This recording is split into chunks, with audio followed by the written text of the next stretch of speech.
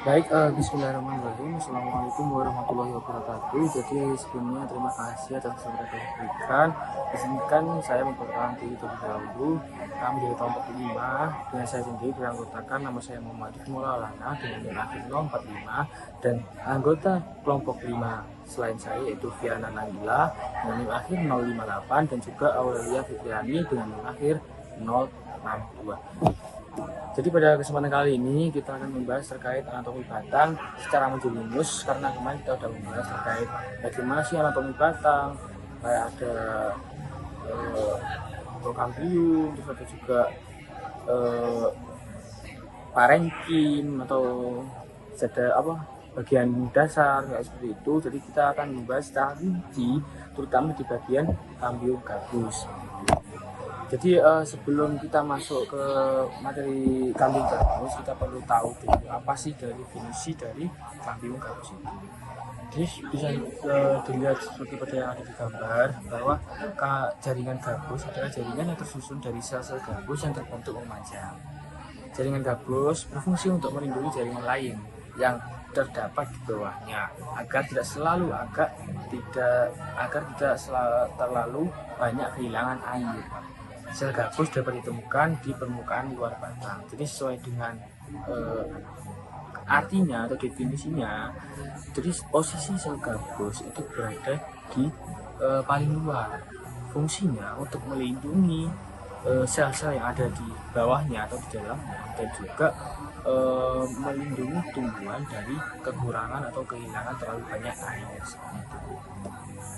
Nah, ini juga ada ciri-ciri jaringan gabus, dimana yang pertama itu adalah disusun dari sel-sel parenkim gabus. Terus yang kedua adalah merupakan sel mati dan kosong. Berarti sel gabus merupakan jaringan gabus merupakan kumpulan atau sekelompok sel-sel yang dulunya hidup namun sudah mati atau sudah tidak berfungsi lagi. Sel tersebut akan istilahnya kalau sel hidup kan berdiferensiasi. Nah, kalau di sini sel itu akan mati dan akan berguna untuk melindungi sel-sel yang ada di dalamnya seperti itu. Terus berbentuk memanjang dan berdinding gabus. Jadi strukturnya hampir kayak mirip gabus seperti itu. Terus macam-macam jaringan gabus itu ada jaringan gabus terdiri atas dua macam, antara sebagai falem, jaringan gabus yang dibentuk oleh kambium gabus berarah luar dan sel-sel matinya. Terus ada veloderm atau jaringan gabus yang dibentuk kambium gabus. Jadi ada yang dibentuk dari kambium gabus berarah luar dan sel-sel matinya, dan juga ada yang dibentuk dari kambium gabus. Nah, ini adalah pengertian dari kambium gabus. Kambium gabus adalah bagian dari korteks, aktivitasnya menghasilkan jaringan gabus, velum atau pol ke arah luar. Jaringan gabus berfungsi untuk mengendalikan masuk dan keluarnya air, mencegah serangan hama, dan berfungsi sebagai mekanik lainnya. Ke arah dalam, kambium gabus pada beberapa spesies tumbuhan menghasilkan lapisan kulit bergabus yang disebut veloderm. Seperti itu. Nah, ini merupakan ciri-ciri dari kambium gabus bersifat meristematik. Kambium gabus merupakan jaringan meristem sekunder yang sel-selnya dapat aktif membelah diri untuk membentuk jaringan baru. Terus juga ada membentuk jaringan pelindung atau periderm.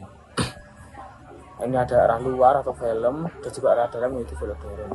Di mana velum itu aktivitas sel ke arah luar akan menghasilkan velum atau gabus yang merupakan lapisan sel-sel mati yang terisi udara atau bahan lain dan berfungsi sebagai pelindung. Terus arah dalam atau veloderm itu aktivitas ke arah dalam akan membentuk veloderm, yaitu lapisan sel-sel hidup yang bersifat parenkimatik seperti itu. Terus letak, nah letaknya sendiri adalah terdapat di bawah epidermis pada batang dan akar tumbuhan yang sudah tua.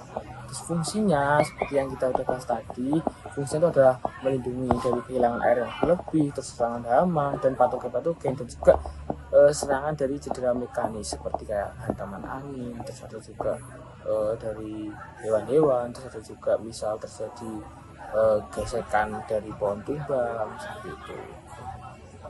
saja fungsi. Nah, fungsinya tadi sudah dijelaskan dari awal, ya, misal kayak proteksi jaringan gabus film, terus juga melindungi dari kehilangan air, terus juga perlindungan dari penyakit dan hama, terus pertumbuhan sekunder juga membentuk jaringan dari dalam, dan juga yang terakhir adalah dukungan struktural. Nah, ini merupakan kesimpulannya di mana jaringan gabus adalah jaringan pelindung pada batang dan akar tumbuhan yang sudah tua, menggantikan epidermis. Komponennya adalah kambium gabus atau halogen, velum gabus, itu ada veloderm. Fungsinya untuk melindungi jaringan di bawahnya, mencegah kehilangan air berlebihan, juga melindungi dari serangan hama, penyakit, dan cedera mekanis, dan berperan dalam pertumbuhan sekunder tumbuhan. Kambium gabus adalah lapisan pelindung pada batang dan akar tumbuhan tua yang berfungsi menggantikan peran epidermis. Fungsinya tadi sudah disebutkan seperti itu. Nah, demikian penjelasan singkat terkait kambium gabus atau sering dikenal dengan kor. Apabila ada kurang lebihnya kami mohon maaf. Sekian, wassalamualaikum warahmatullahi wabarakatuh.